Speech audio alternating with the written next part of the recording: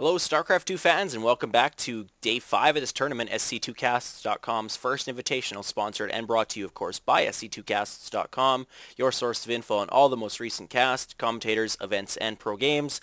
I'm your commentator once again for the tournament, Shiki SC, and this was brought to you by, and organized, of course, by starcraftworld.it.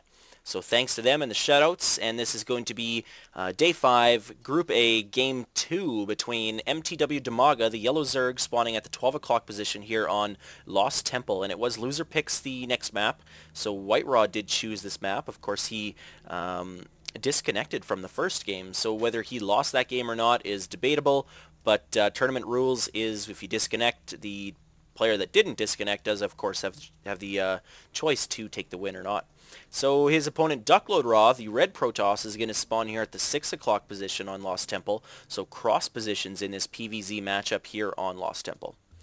And yeah, oh, this says Day 6, but I think that's wrong because I'm sure this says Day 5 for me. Anyways, little off topic.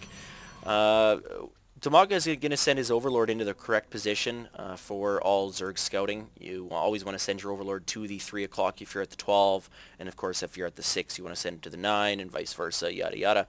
And he's going to need to use a drone scout because he's not going to see what WhiteRa is doing very early in the game because of this. He's going to send his next Overlord, it looks to be in the other direction to the 9 o'clock, and it looks like WhiteRa was going to be doing some type of fast expansion build, or maybe an early push if he can wall off properly, but we'll have to wait and see. But I am putting money on a fast expansion. He's putting down his first gateway, and then he's liable to put up a forge, finish it off with a pylon in the corner, and then more than likely wall off with a couple zealots, and then fast expand. But that allows him to put a cannon behind his gateway or his forge, and it allows him to get pot shots off on roaches that don't have quite enough range to take out the cannons. And the roaches, of course, if they are attacking the gateway, if the cannons are in the proper position, they can attack the roaches, but the roaches can't attack the cannons, so it's a really good wall against Zerg players.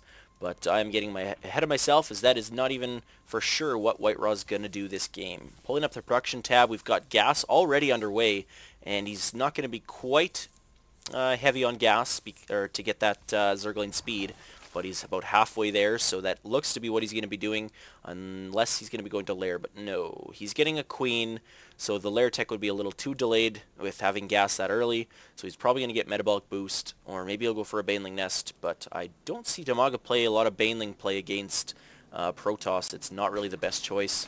4 Zerglings coming out already, and they are about to take this probe down, but it is going to take them a while to get him killed, because the speed difference is just so little that yeah, it takes it a long time for the Zerglings to catch up and get enough hits to kill that probe.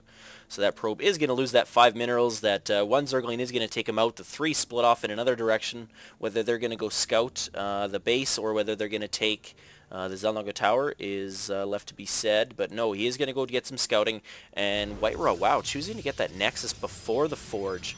So that's a little bit peculiar. I guess the idea with the Forge, though, is you don't want to get the Forge until you know you can afford the cannons.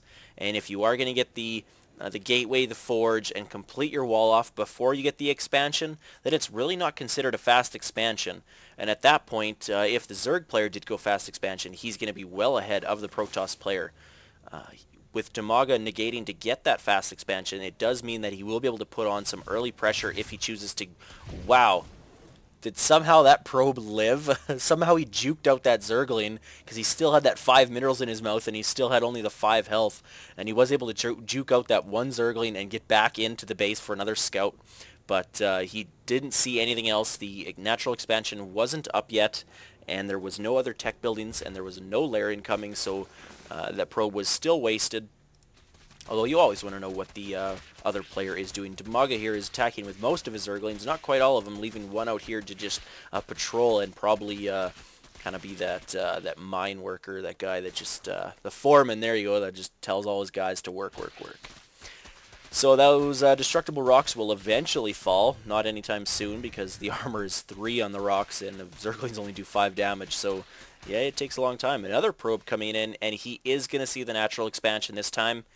And if he gets close enough, he will see the lair tech, so he's going to expect Hydras or Mutas, or maybe some fast infester play, but this probe is unseen. He's going to get around the queen, so he's not going to get any attacks on him. He does see the second gas coming up, so he knows it's a fairly gas-intensive build. Well, actually, not very intensive, because he's just getting it now.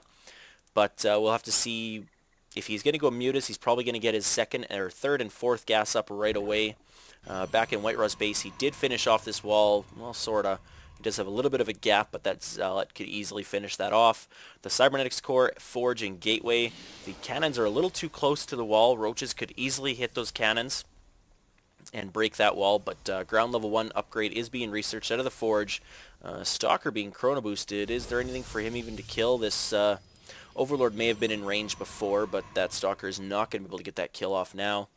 And looking at the income, I am curious. Yeah, WhiteRa does have a little bit of a disadvantage for workers, despite getting that expansion up well before Dimaga did. So Dimaga's already going on his third base now at the gold, and WhiteRa does not have the economic advantage, but he is on equal footing. He's throwing up a bunch of gateways and continually using that chrono boost. Very good job. He's saving up just a little.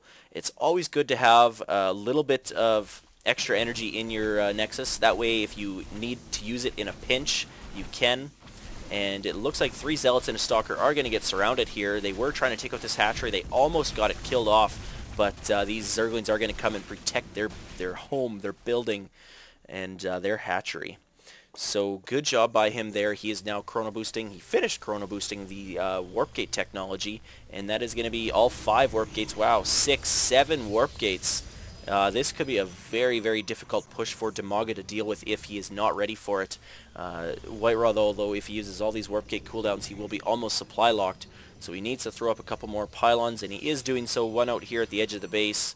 Although if you are going to be supply locked, I wouldn't bother running all the way out to the edge of your base to throw down a pylon. Just throw it down ASAP, get you those units out, put it anywhere near your workers, whatever you can do. So Dimaga here on 3 base to WhiteRa's 2 is going to be in a good position if he can get all 3 bases up and saturated, and if he can macro up some units. He does have his Hydralisk Den just finishing. He hasn't researched Groove Spines yet, or hasn't started researching yet, and he is actually going for a hive. So he got that infestation pit up first, and then went straight to a hive, and then got his Hydralisk Den up. So I'm not sure what he's going to be doing, if he's going to go for Ultralisks or Broodlords. No, it won't be Broodlords because he doesn't have a Spire. So it's going to be Ultras, and where is that cavern? It looks like he's spewing creep down here. Probably very likely to put that down right here. But I'll pull up the production tab because the income tab is boring. So the Protoss WhiteRa is researching ground armor 1 now, so weapons is done and armor is about halfway done, and WhiteRa is beginning to push out here with a ton of Stalkers, but bad positioning on that Stalkers allow these Zerglings to get a good surround and the Hydras to start picking them off one by one.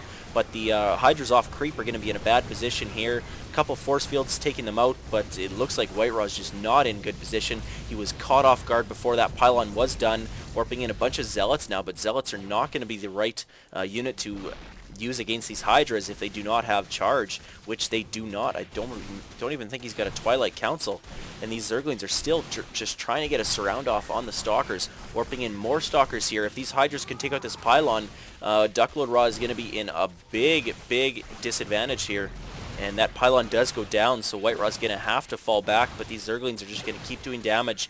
WhiteRa trying to do a little bit of attack and move here. The pylon is finished here at his Xel'Naga Watchtower, so he can reinforce there.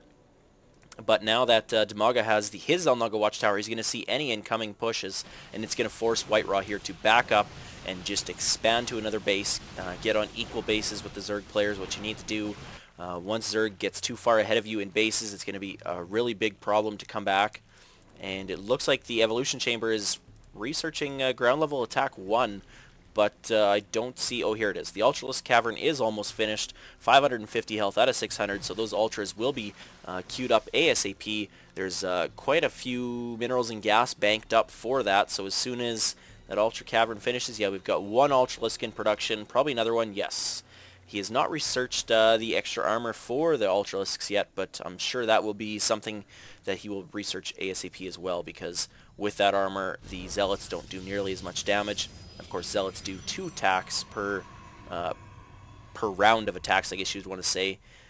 And the armor, of course, gets a double effect from that. So trying to put up another forward pylon here, takes the Xel'Naga Watchtower, make sure there's nothing incoming, and now he's going to push out with a Guardian Shield. He does take out a couple Hydras. He'll probably do good to come and take out this expansion and maybe throw up some force fields to stop any of the Hydras from reinforcing. But if he did that, the Hydras would probably just go straight for this pylon, but they cannot do that right now. I'm not sure if I would continue using Stalkers without Blink against these Hydras. They're just not a good counter. But it looks like WhiteRa is going to be in a bad position here. The Ultralisks are popping out, and they get a good surround here on the Stalkers, but the Stalkers doing bonus damage to the Ultralisks are going to take them out fairly quick. But we've got a full health Ultralisk here just mowing through these units. Took out all those Zealots, and now they're just mowing through the armored units, doing the splash damage, of course, to these Stalkers. WhiteRa trying to split his forces up, but these Hydras, while the Ultras are taking all the damage, the Hydras are just dealing all of the DPS that he needs to take out WhiteRa's forces.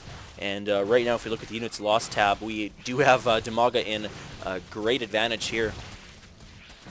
So WhiteRa still trying to continue just warping in more and more units, but it's not going to be a good situation for him, because now that Dimaga held off the first initial attack, he's going to be able to reinforce a lot faster than WhiteRa can. Although WhiteRa does have that 7 gateways, it's just not going to be enough. He needs to Chrono Boost as much as he can, bank up his army a little bit better, get some force fields out from some sentries, and split up some of this army. Of course, if Dimaga is good enough with his Ultralisks, he can use the Ultras to break down the force fields and allow his Hydras and Zerglings to get more in. And wow, Duckload Raw does GG, so he wasn't getting harassed. Nothing else was really happening, but he does choose that does say that because he couldn't get his high yield up, he just GG's out. And with disconnecting in the first game, I'm pretty sure he was a little disappointed in the series. But Dimaga does take that series 2-0. And next up, I do believe we've got more from Group A. And I'll have to see who that is. But anyways, see you next series.